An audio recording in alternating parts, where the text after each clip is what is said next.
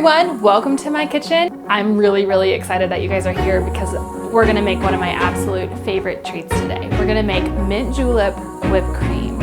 Now, for those of you that know, I'm from Louisville, Kentucky, and the first Saturday of May is always Derby Day. And unfortunately, due to the pandemic, we are having to postpone Derby until September, but that doesn't stop people from Louisville celebrating. One of the reasons why I really love this recipe too is because you can really get creative with it. Once you know how to make homemade whipped cream, you can really customize it to your liking. All you're gonna do is you're gonna take cream and you're gonna pour it into your KitchenAid. So on my KitchenAid, I'm usually at like a speed 5 or 6.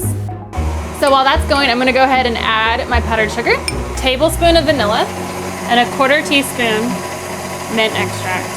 Then we're gonna add our tablespoon of bourbon, and we're just gonna let it go.